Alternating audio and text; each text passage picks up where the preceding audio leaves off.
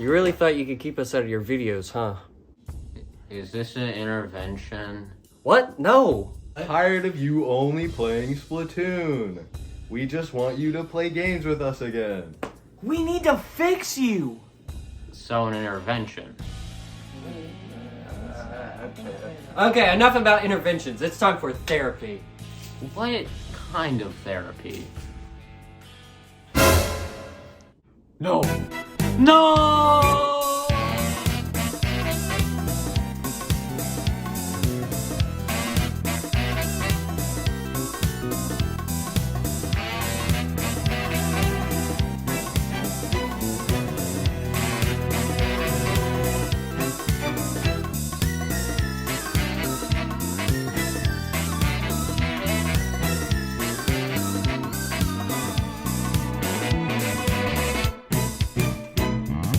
Or I could just walk through that open door. Oh, no you don't. We have the one thing that you love the most. For the last time, I don't have a crush on Rebecca. We have your copy of Splatoon 3. So, I have at least 10 other copies. I'm out of here. I have a gun. I'm going to be reviewing New Super Mario Bros. Wii because I'm currently being held at gun... Because all the other YouTubers have no friends, unlike me. Ever get together for a romantic date with your significant other?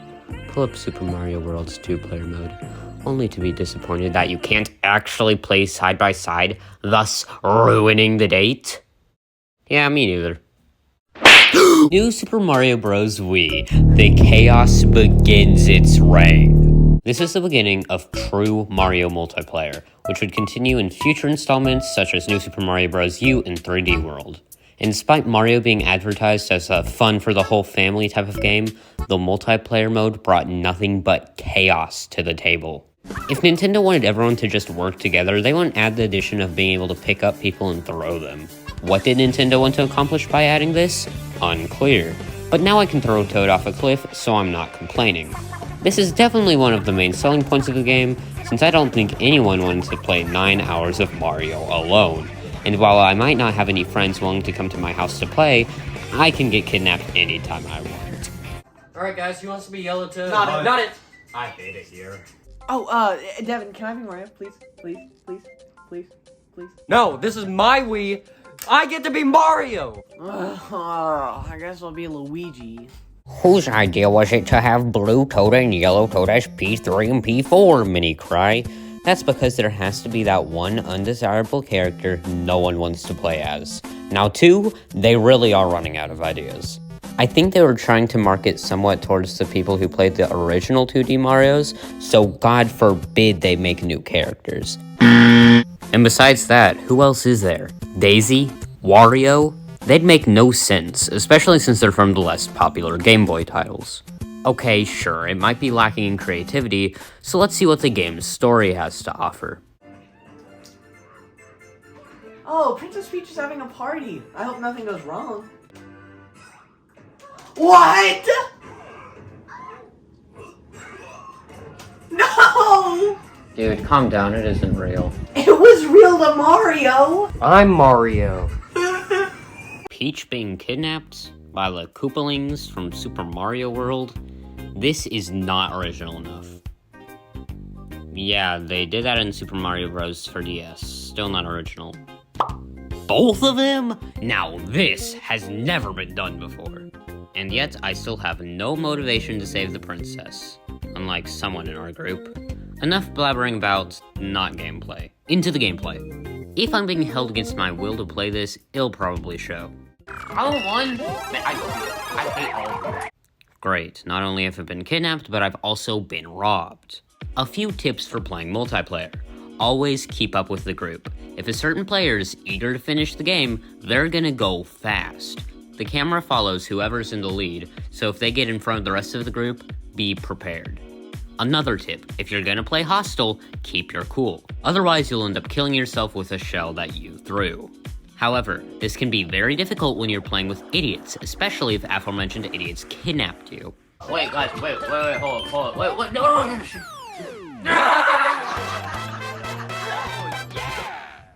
Oh, we're so close. I hate all of you. Now we move on to one of my personal favorite levels in the game, mostly because it's one of the only levels I actually remember.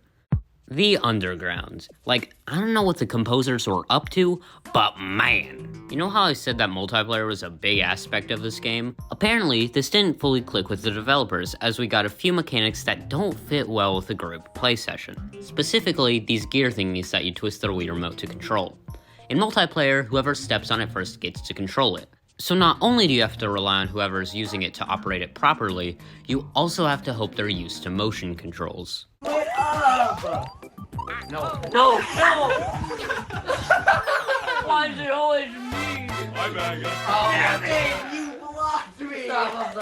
If you get past this, you're rewarded with a Toad House.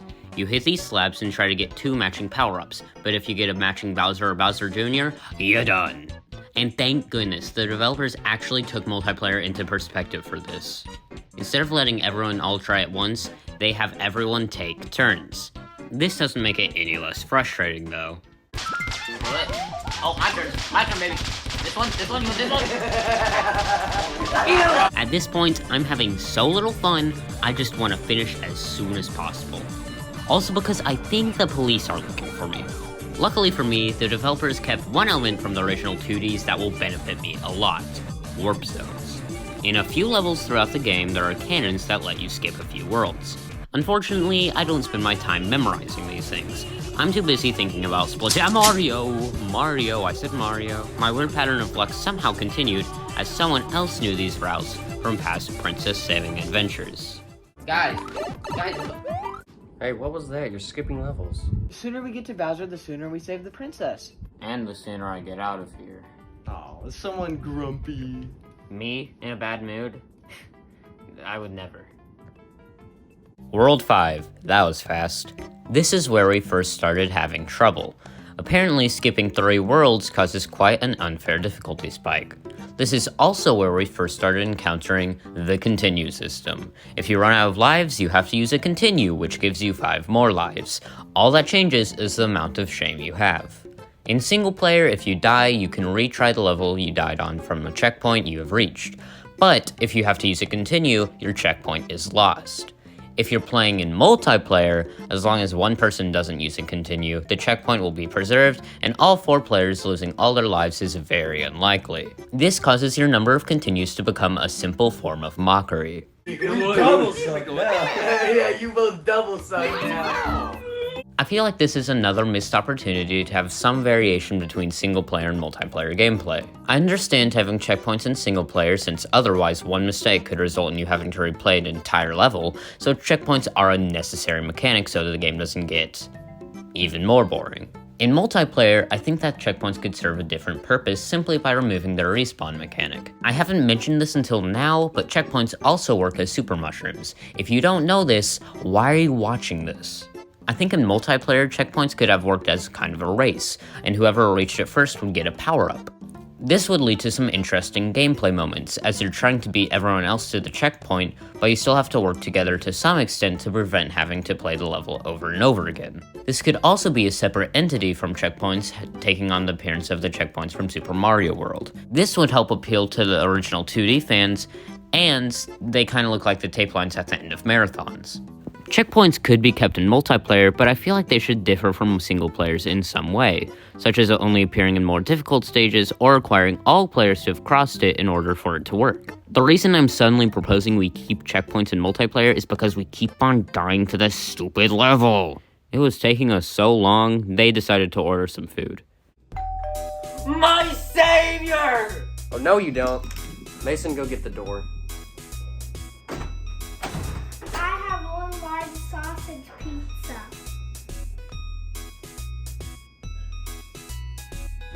Oh, are y'all playing Mario? Yep. Hurry up, man. We gotta save the princess. Shut up! We eventually got past 5-1, which put everyone, or at least me, into a good mood. Booyah! Shut up! We tried to go to 5-2, but ended up going to 5-3 because of branching paths. I'm starting to think this game could be fun to speedrun. I mean, we've got out-of-the-way shortcuts, fully skippable levels, and a good level of challenge while not being completely unforgiving. Anyways, back to 5-3. The stars of this level are the brambles, which sometimes force you into a risky spot between their legs. And in multiplayer, this is the peak moment for some shenanigans. You killed me! This level also takes place atop a lake of poison, which also caused many deaths. We were being so careless that on our first attempt of the level we game overed, which happens when everyone has to use a continue. And then... no. You're joking. Apparently game overing sends you back to your last save point, which you rarely ever do because the game only prompts you to do so after you do castles and cannons, and if you want to save manually, it sends you back to the title screen. This is the most unfair game mechanic since 3D began. Oh, which okay, the developers fire back. It's not nearly as unfair as the original Mario's death penalty with having to restart the entire game. Pardon me, but that's no excuse. Oh yeah, I shot your dog, but that's okay because you killed my sister. Both are in the wrong, except the original Mario had some excuse because of hardware limitations. Just like I shot your sister because I wanted to try out my new silencer. This is why I'm glad games nowadays have shifted away from a live system and more towards small penalties for dying. Take Mario Odyssey for instance, which simply takes away a few coins when you die instead of making you restart the entire kingdom. Nevertheless, we had to play 5-1 all over again. Our spirits were instantly shattered, causing even more tension in the room. It was almost like I had a gun to my head. Hey, how do you twirl? You didn't know there were motion controls in this game? Yeah, like this. Dude, what the heck? Guys, stop messing around. We have to save the princess. Shut up about the princess! Can you shut up? Stop yelling! You literally kill me every time, bro! Stop! While the idiots were fighting, I decided to brute force my way through a few levels solo, that way I could escape faster. First up, we have the Ghost House. Normally I like spooky levels in gaming, take for example Queen Vanessa's mansion in a Hat in Time or Don't Make a Sound in a Pizza Tower, but this game just executed it so poorly. I'm not gonna blabber about how it's not scary enough, as I'm not expecting to get jump scared by a Mario game, but it's just Picador. If I wanted to play that, I'd just go to Mario Maker, but I can't do that because I'm too busy playing Pokemon. My tactic was to find the most obscure door to go through, and I ended up finding the secret exit. I'm in World 8 now. Boy, am I glad I didn't have to play these levels with everyone else. It's easy enough to die in single player. I'm not trying to go through this with people who have me hostage. I ended up finding another shortcut on 8-2, which sent me straight to 8-7, a level on rails. I normally dislike these levels in Mario games, specifically 3D Land and 3D World. They just feel slow and clunky to control. It's like controlling a character that's using another controller. But I was surprised by how fast this level was. It definitely woke me up and kept me on my toes. And the end of the level is the most anxiety-inducing thing ever. Like, what's even happening? After this, it's an airship level. This level is brutal. It doesn't give you any power-ups until after the first checkpoint, which by the way is much further than halfway through the level. And then we get to our first actual boss fight, one against Bowser Jr. I get how in a normal playthrough you would have already fought him once before, explaining why he kicked this other thing away, but outside of that, it feels like some kind of meta commentary on society you'd see on Instagram.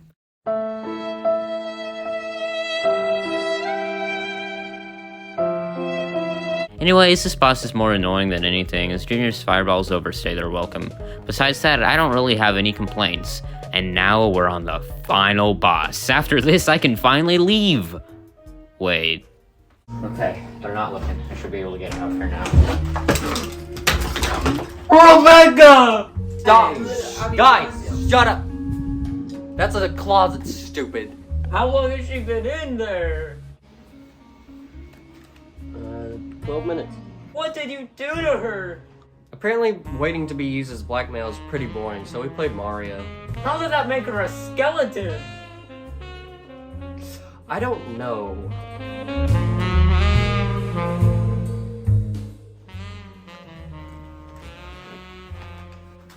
I have a confession to make. What is it? So there are motion controls in this game? Now we've got everyone back together. Yay. The final Bowser battle. This one level took us longer than the rest of our entire play session.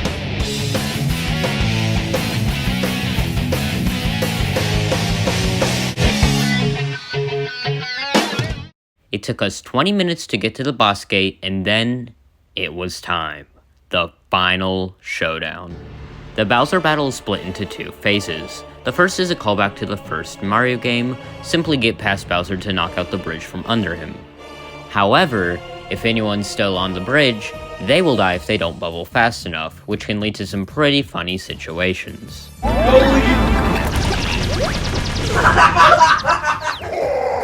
How dare you! And then phase 2, which is the perfect blend of being difficult and being annoying. You have to go through an area made entirely of blocks that can only be broken by Bowser's fireballs and Bowser himself. It's a slow side-scroller. Fun! The first half of this phase isn't too bad, especially since it gives you plenty of coins for 1-ups, but the second part is just awful. The floor is now lava, and your only form of footing are these moving platforms. I hate moving platforms in Mario games. They're slow, they never get you to where you need to go fast enough, and you put them in a boss battle? A final one, no less? Not only that, but Bowser likes to splash around in the lava, making large waves. So if the uncontrollable, moving platforms aren't in the right position when these come their way, there's no way to avoid them. But after over 30 minutes, we finally did it.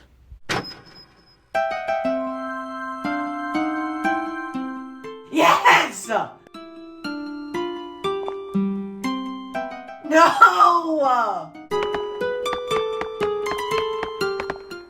Well, now that that's done with, I'm out of here. Hey. Wait a second, mister. We still gotta do the Star Worlds. You know what that means? No. Yes, that means we have to go back to all the levels we skipped to get star coins. I meant no. I'm not doing that. I did your video. I'm done. But, guys, help me out here. I have no motivation to continue playing this game. Wait, the game's over? Alright, listen up, you two. If you guys don't help me with Owen's therapy, I'm going to kill him. But they're already dead.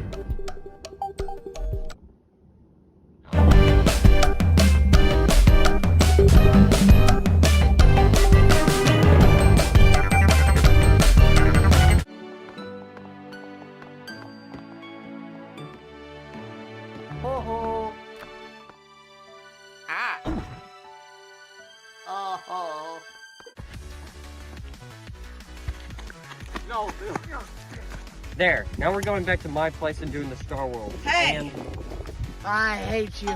I'm gonna kill you. wait! What do you want? I had a whole speech prepared, but can we just go inside? I wouldn't. Look, I get you like Splatoon, but don't let it consume you, man. Like, sometimes you should just put time aside and play with us every once in a while. Why can't you guys just play Splatoon with me? Because open sucks. Yeah. Evan, I get you want Owen to play with you more. it's more like I want him to make a watchable video again. His Splatoon videos are utter garbage. Hey! Still, you should talk to him about that. Don't, like, kidnap him and his loved ones. But you helped me. Honestly, I just came over because I heard there was pizza. Oh. Okay, look it out. What? Ew, no. That's for family and love interests only. That's gross. You just need to cope. Fine, I'll take a break from Splatoon. I'll work on a non-Splatoon video. I'm about to upload one right before you kidnapped me. I look forward to seeing it, but if you break your promise, I'm going to break you. Can I go home now? What the heck? I didn't say how long of a break I would take. When was the last time I trimmed my backlog?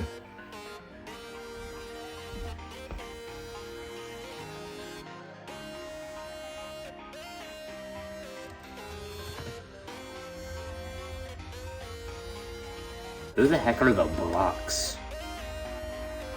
Well, Guess I gotta play the game to find out.